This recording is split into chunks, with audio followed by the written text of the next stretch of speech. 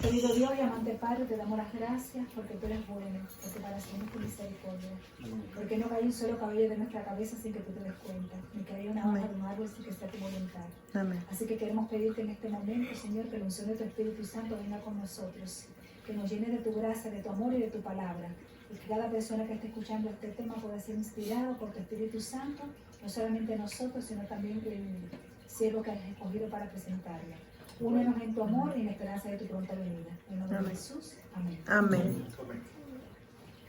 El sábado pasado terminamos haciendo la gran historia de la lanza sagrada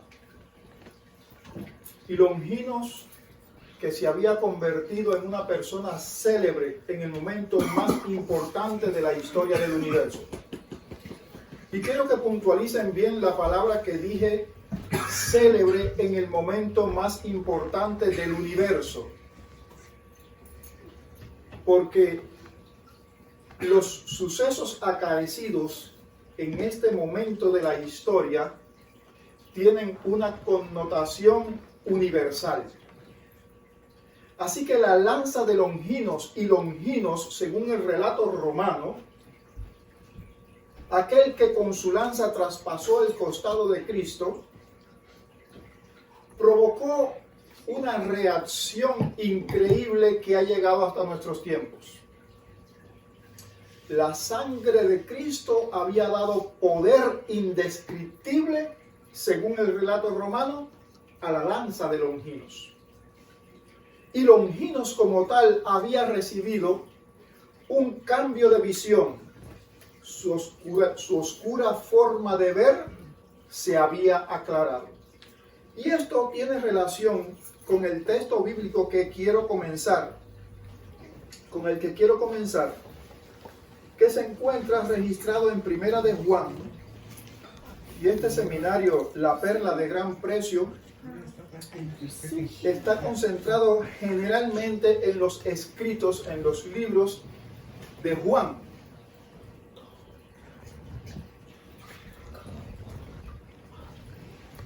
Hemos revisado casi todo el libro de Juan. Ahora estamos en Primera de Juan, de las epístolas, de las 3 cartas que están antes del Apocalipsis, escrita también por el mismo autor. Primera de Juan 1:7. Y dice así: pero si andamos en luz como Él está en luz, y todos sabemos, o la mayoría sabemos, que cuando la vista empieza a envejecerse, es como todo se comenzara a oscurecer, ¿verdad? Pero qué satisfactorio es cuando aquellos que empezamos a perder la vista nos ponemos unos lentes y automáticamente aquello que es borroso y oscuro, ¿qué pasa? Se aclara. Se aclara, se pone nítido. Es como si la oscura noche fuera precedida a un sol radiante. Y dice, pero si andamos en luz, y yo quisiera saber con relación al tema de andar en luz, andar en luz es sinónimo también de conocimiento. Porque si nosotros estamos buscando un lugar determinado y desconocemos el lugar, estamos en oscuridad, estamos perdidos. O sea, que el estar perdido es sinónimo también de oscuridad. Y aquí el énfasis de la palabra luz está más relacionado con conocimiento, ¿verdad?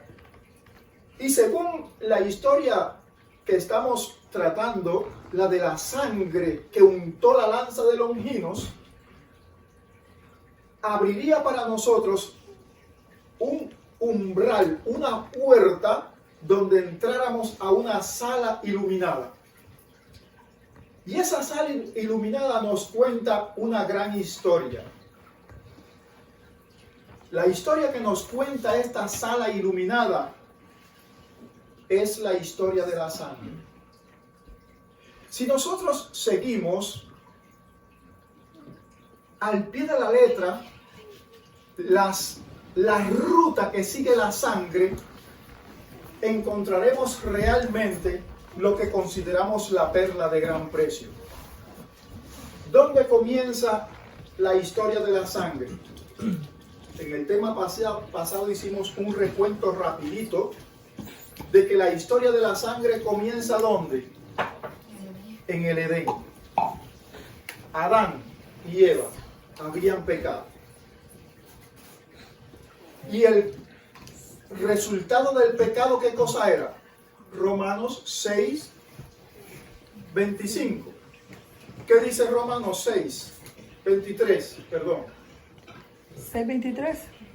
Porque la paga del pecado, ¿qué cosa es? Muerte. Muerte. Más hay un regalo. La dádiva de Dios es vida eterna. Imagínese que usted tenga que pagar, y yo decía a un banco, ¿verdad? Llegamos al banco y él, ¿qué hace aquí? No, ya su deuda fue pagada, ¿verdad?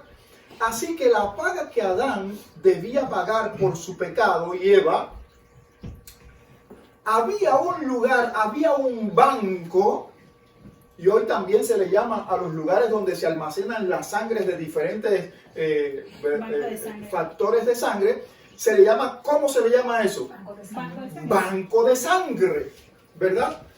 Y Adán y Eva debían seguir la ruta que los conduciría al banco de sangre, porque la paga del pecado es con sangre. Y usted ve que hay una persona enferma que está a punto de morir y es muy difícil, o una enfermedad tremenda o una operación, y automáticamente le ponen un suero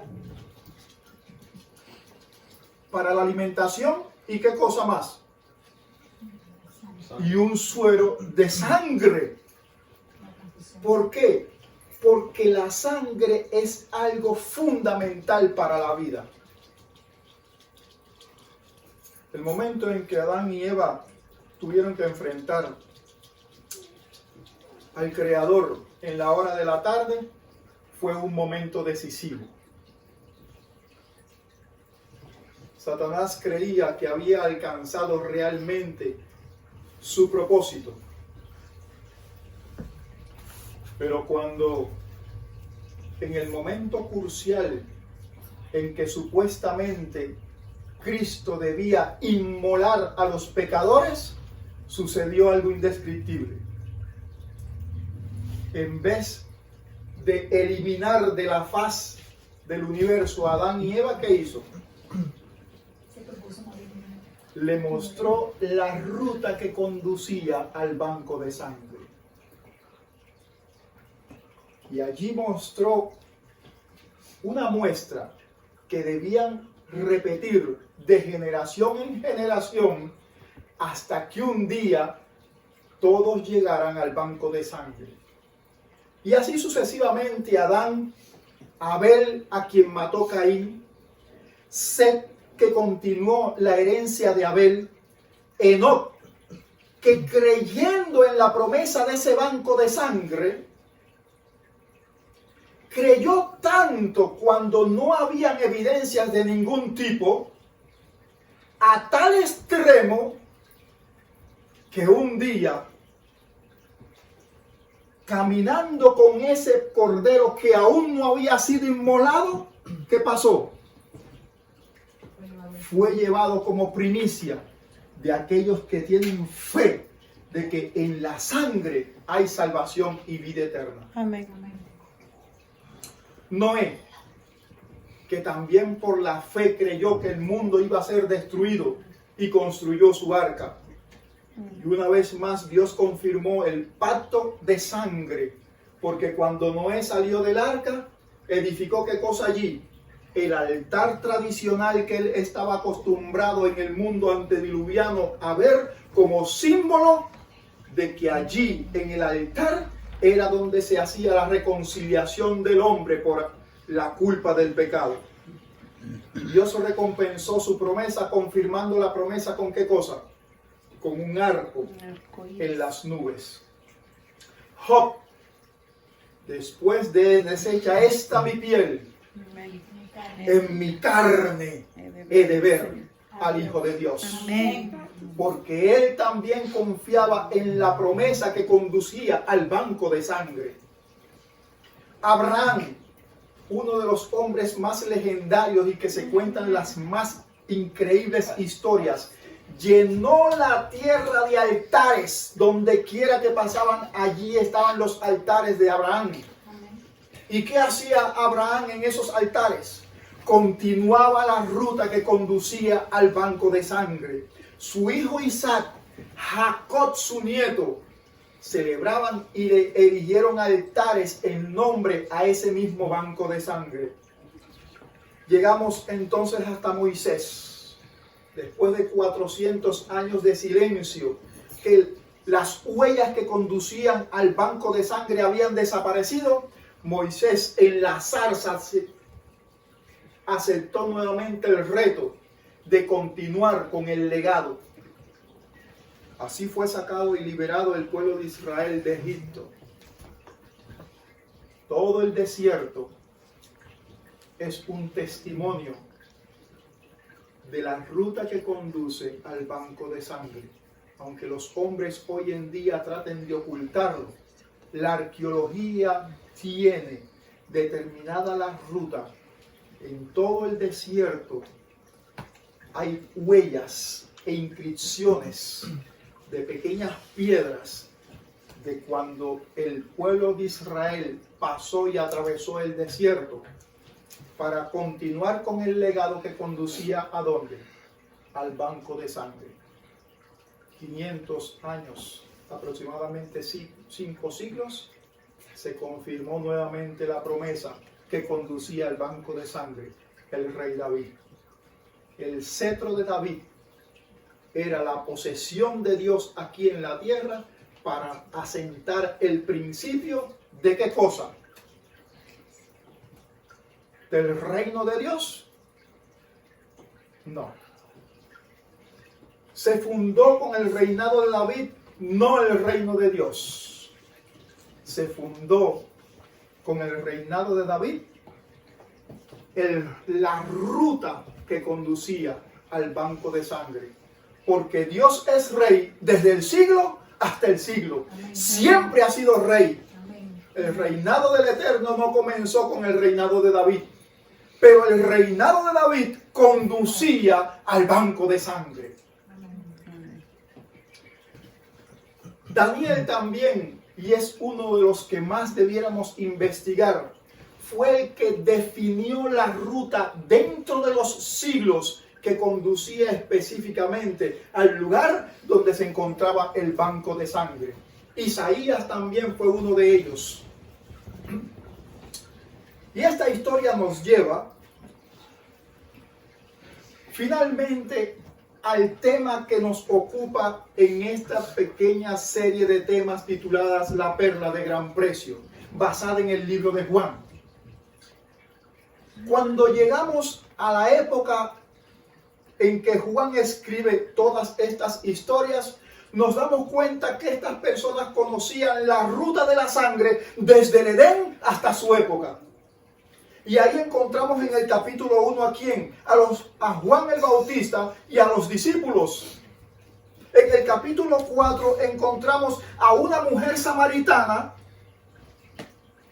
que buscaba la ruta de la sangre y preguntaba, ¿será aquí en el monte Gerizim o será en Jerusalén? ¿Dónde estará sentado el banco de sangre?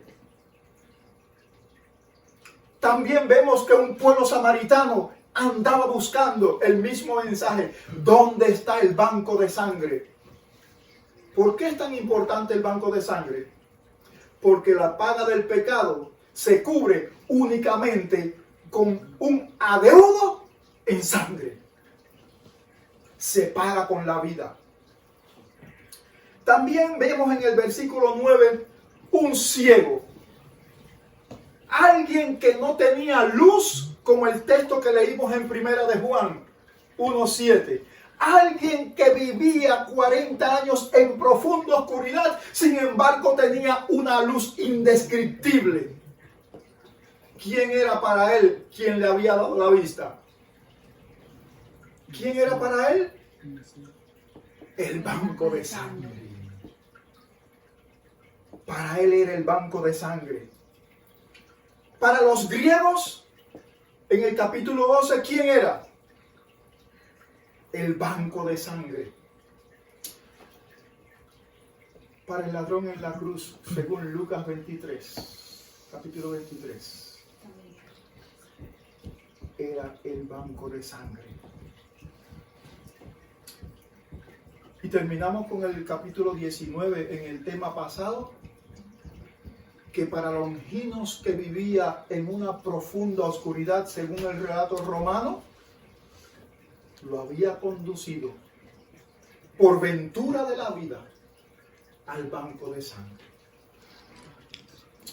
Pero la lanza de Longinos puede ser un entretenimiento fatal.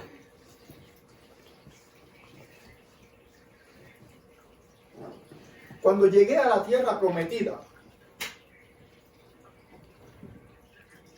eso fue en el año 1998.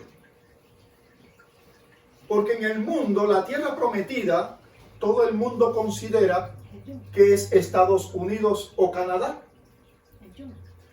Y cuando yo por primera vez visité la tierra prometida, hay un relato que identifica muy bien el énfasis que quiero hacer sobre que la lanza de Longinos puede ser un entretenimiento fatal.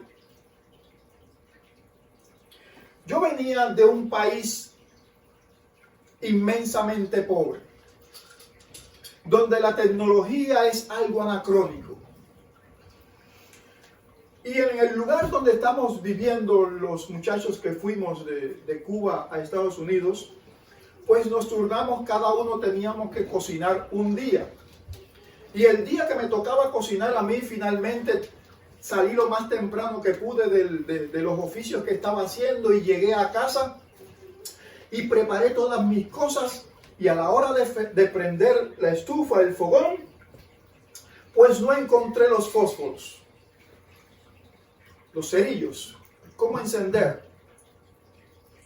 Y a esa hora era muy importante para mí poder encender para continuar las actividades en la cocina. Busqué por todos los armarios que estaban allí, todas las gavetas, y no encontraba nada de fósforos. No había cómo encender la estufa. Y eso me preocupaba, me estresaba, porque cuando llegaran mis compañeros no iba a estar lista la comida. Pero me acordé que uno de mis compañeros había comprado un encendedor que son muy prácticos aquí. Incluso él lo había comprado para llevarlo para Cuba, porque son muy prácticos, ¿verdad? Usted una teclita, pop, y ahí prende la llama. Y me acordé que él había comprado uno y fui a su cuarto y allí le revolví su equipaje hasta que finalmente encontré el encendedor. Y llegué, abrí las válvulas y puff, puff, y prendí las llamas. Oh, y comencé a cocinar. Una hora más tarde empezaron a llegar las personas, los compañeros, y llegó el dueño que nos había alojado y dice, aquí huele muy bien. Y se acercó allí a la mesa de la cocina a ver, para saborear de antemano lo que yo estaba preparando. Y de repente sobre la mesa de la cocina encuentra ¿qué cosa? No. El encendedor. Para él aquello fue algo anacrónico en aquel pasaje de cocina. Pero para mí era algo sumamente importante. Porque sin aquel encendedor no hubiera podido cumplir con mis responsabilidades. Pero aquel amigo me pregunta que qué hace ese encendedor allí. Y entonces yo le cuento la historia. Me volví loco, busqué por todos los escaparates y no lo encontraba. No encontré. ¿Con qué voy a encender esto? Y entonces él se comienza a reír de mí diciendo, ¿y entonces qué hiciste? Y busqué porque uno de mis compañeros había comprado este encendedor y finalmente pude encender. Y él se reía de mí. Yo digo, ¿y qué pasa? Y entonces él toma el encendedor y dice, ¿y con este encendedor encendiste la estufa? Y yo, ¡claro! Y entonces él coge y me apaga los fogones y dice, y entonces lo prendiste con esto lo prendiste y vuelve a encenderlo y con el encendedor así elevado me dice, con esto lo encendiste. ¿Y saben lo que hace el fogón? ¡Puf! ¡Puf! ¡Solo se enciende!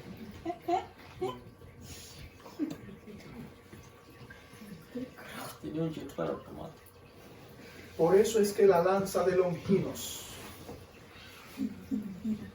puede ser un entretenimiento fatal.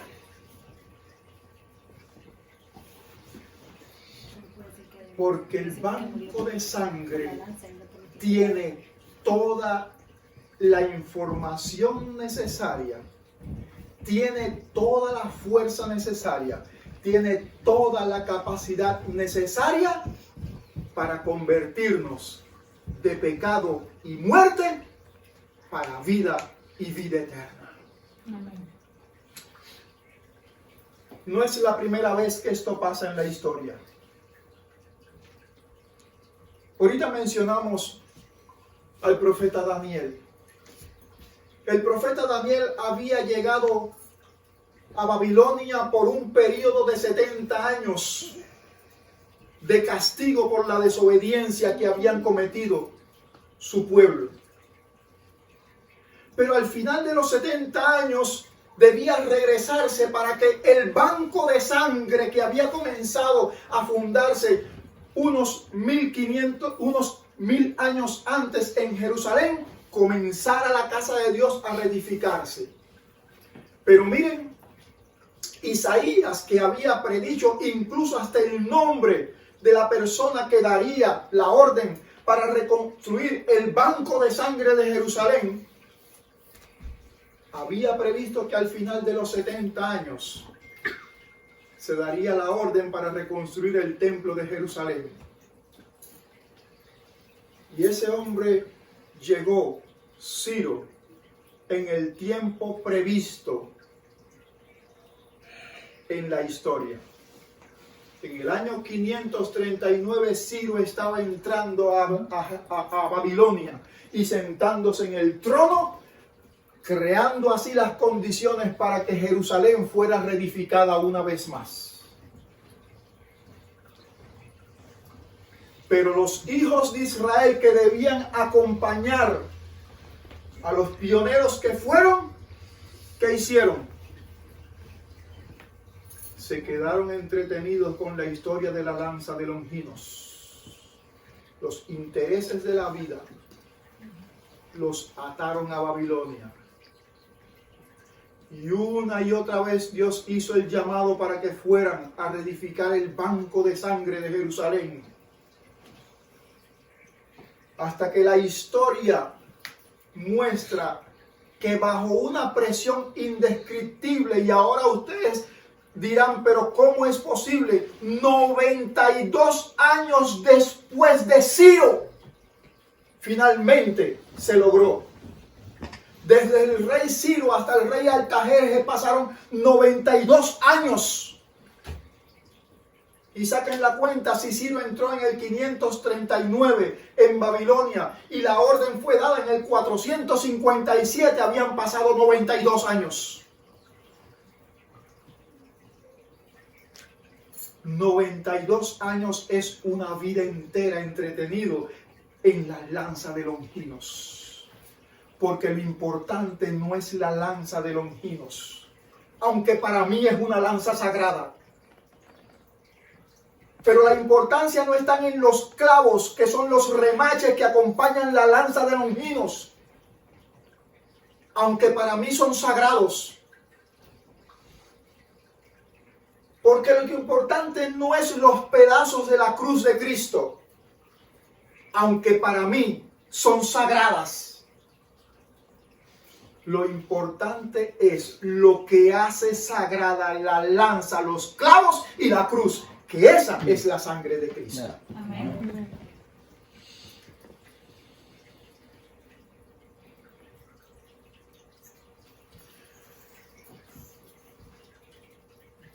¿Qué es lo que hace la sangre de Cristo en tu vida?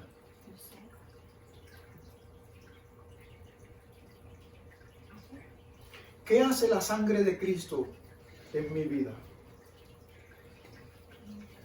¿Para qué sirve la sangre de Cristo? La historia de todas estas celebridades que hemos hablado desde Adán hasta Longinos han sido testigos de la ruta que conduce al banco de sangre.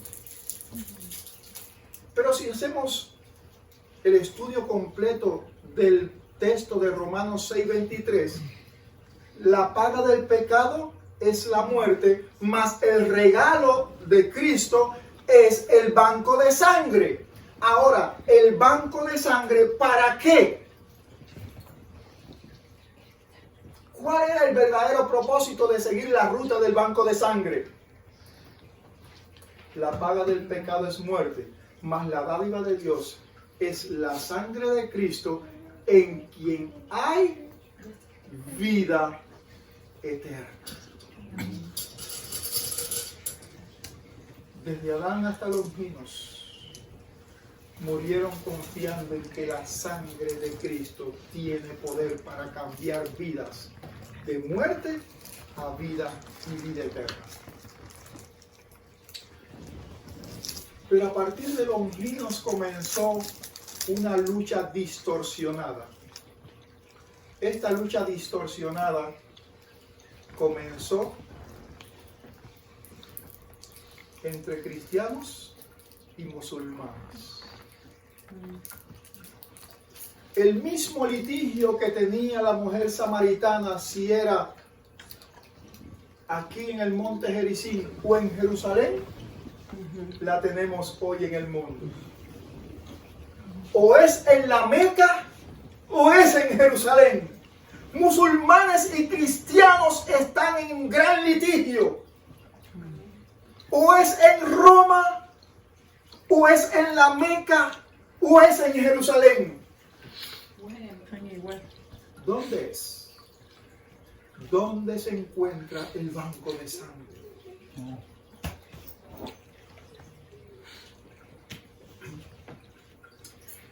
Hay una historia muy interesante que nos demuestra dónde está el banco de sangre hoy. Y ninguna de las rutas nos lleva a Viena. Viena es donde está la lanza de Longinos. Si nosotros estudiamos el capítulo 22 de Mateo, nos encontramos allí que desde el capítulo 21 hay un litigio de parábolas con Jesús y los fariseos y los saduceos y los sacerdotes tratando de inculpar a Jesús para matarlo, pero no encuentran la manera evidente cómo inculparlo. Y allí en el capítulo 22 comienza Jesús nuevamente en parábolas a mostrar la ruta que conduce al banco de sangre. Hasta que llegamos específicamente al versículo 11, donde Jesús está relatando una parábola de una fiesta de bodas. Y que había invitado allí amigos, a los parientes, a los familiares. Y los familiares, amigos y parientes no habían querido asistir a las bodas. ¿Estaban ocupados en qué? ¿En qué estaban ocupados? En la lanza. En la lanza de Longinos, que es un entretenimiento fatal. Y dijo entonces: vayan por los caminos, por los senderos y traigan los invitados. Y allí nos encontramos en el versículo 11, en que finalmente el dueño del banco de sangre entra a ver a los invitados. Y hay un pequeño problema entre los invitados. Había uno Que no estaba vestido de boda. que no estaba vestido. ¿Qué es estar vestido de bodas según la parábola? Si nosotros hacemos un estudio hermenéutico del pasaje bíblico, nos damos cuenta que en los tiempos de Jesús, y aún esa cultura prevalece en muchas familias en esa región, el que invitaba a una boda corría con todos los gastos. El vestido que debías ponerte venía con la invitación. Los zapatos, el peinado, el tocado, el carruaje que conducía a los invitados hasta el lugar de las fiestas, todo corría por el dueño. O sea que cuando tú recibías la invitación, tenías una gran caja, un gran paquete, un gran maletín con todo lo que debías usar en esas bodas. No podías escoger porque me voy a poner este pendiente que me va a cerrar el broche. No, porque el pendiente que llevabas venía en la caja. Todo lo que debías usar en esta fiesta estaba provisto en el paquete. Si tú tenías un par de zapatos que son los que más te gustan, quedaban en casa. Porque los que ibas a ponerte ese día era lo que más le gustaban a los novios. Y dice que el dueño de la boda, el casamentero, llegó y se asomó para ver si todos los invitados estaban realmente vestidos con el ajuar que él había provisto para ellos. Y resulta ser que vio a alguien que no estaba vestido correctamente. Y aquí me voy a detener un poco porque la historia de los vestuarios es una historia que ha entretenido, forma parte de la historia de la lanza de Longinos. Es un entretenimiento fatal. Es evidente que los satanistas tienen su estilo de vestirse y los satanistas se visten de negro. Eso no hay ni que preguntarlo. Los satanistas se visten de negro. Y dentro de los satanistas están los espiritistas que también se visten de negro y están toda esa plebe, con excepción de un tipo de santería que se llaman los santeros, que se visten ¿de qué color? Blanco. De blanco. Pero generalmente el mundo cristiano, cuando identifica a los cristianos, lo identifican vestido ¿de qué color? De blanco. Pero eso también es un entretenimiento de lanza de Longinos. Porque el único que se viste de blanco es el Santo de los Santos. Amén. Porque el blanco es signo de santidad, signo de pureza, signo de divinidad. O sea que aparentar con el blanco en el color de nuestros vestidos es pretender lo impretendible, porque no podemos alcanzar la santidad. No podemos vestirnos de santidad si previamente no pasamos por el banco de sangre. ¿Entendieron esa parte?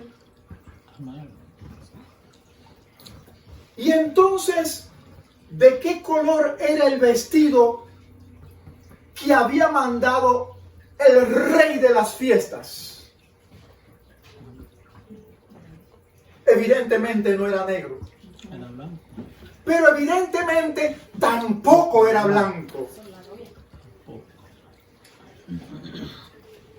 El manto que el dueño de la fiesta había enviado era un manto rojo.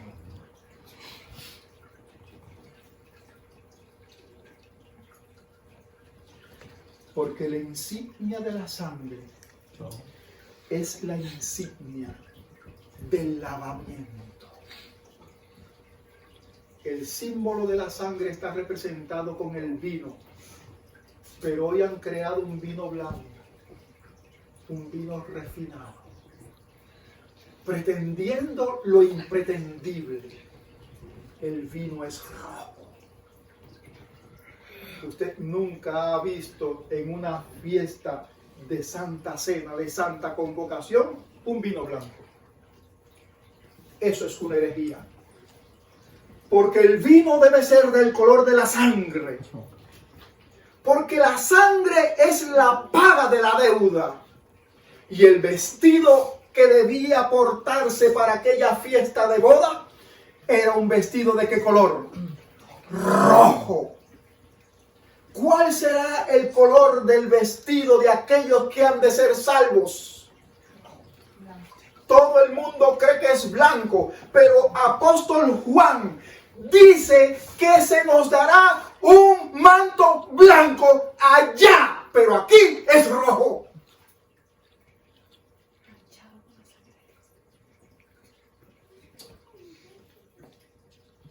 Aquellos que por equivocación siguen el entretenimiento fatal de la lanza de Longinos, siguen otras influencias, pero la verdadera influencia es la sangre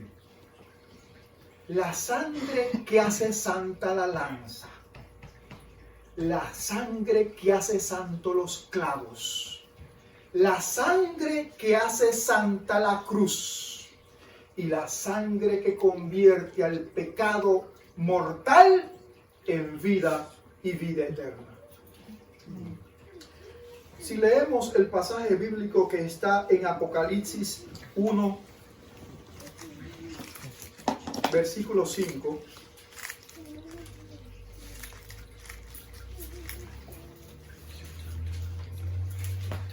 leemos Apocalipsis capítulo 1, versículo 5, y Jesucristo, el testigo fiel, el primogénito de los muertos, el soberano de los reyes de la tierra, el que nos amó y nos lavó de nuestros pecados en su sangre.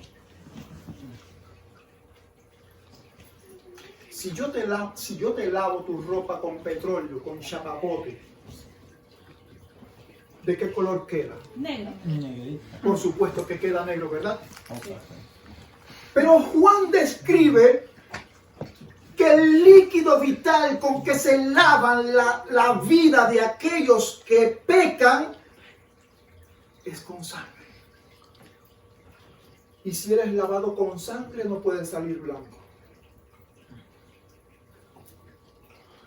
Si eres lavado con sangre, tienes que salir rojo.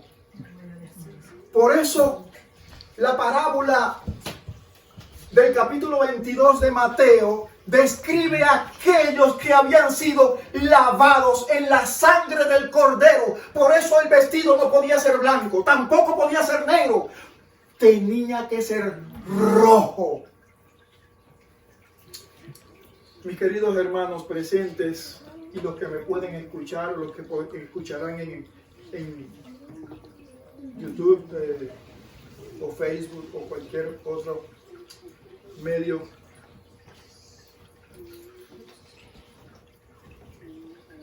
Las fiestas del Cordero están por celebrarse.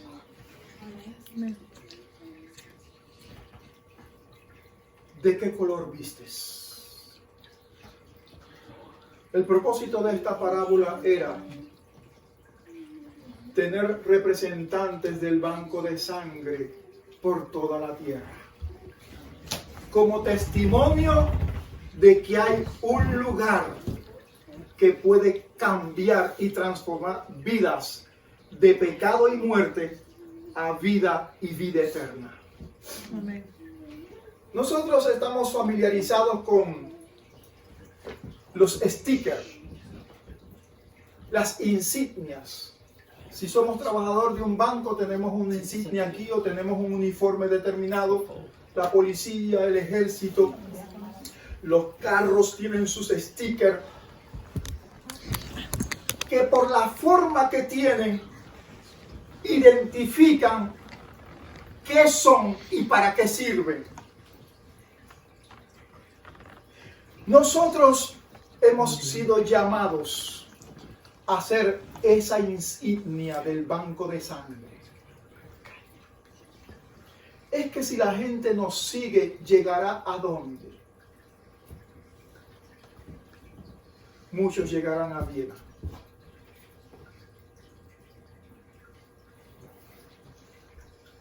Muchos encontrarán la lanza de Longinos.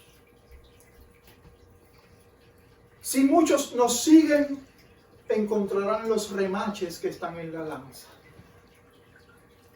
Si muchos nos siguen, encontrarán el madero. Pero ellos necesitan un banco de sangre, porque ellos no necesitan madera o hierro romanos. Ellos necesitan un problema vital, y ese problema vital se llama vida y vida eterna.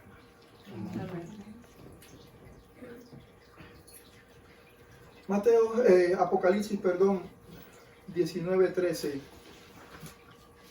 para confirmar. 19:13. Apocalipsis 19:13.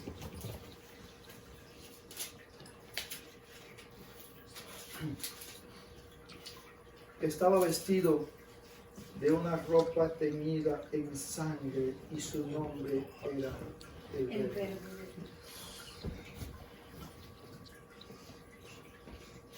¿De qué color es la vestimenta que usa Dios, Jesucristo, en estos momentos? Es rojo. Porque con ella muestra que cubre tu deuda de pecado y muerte. Y Él quiere que tú seas el representante del Verbo para salvación y vida eterna de este mundo. No seas como aquellos que quedaron entretenidos en Babilonia con la lanza de Longinos mientras se edificaba el banco de sangre en Jerusalén. 92 años es mucha vida y puedes que nunca llegues a esa edad. Por eso el día para lavar tus ropas en la sangre del Cordero es hoy. Que Dios te bendiga. Amén.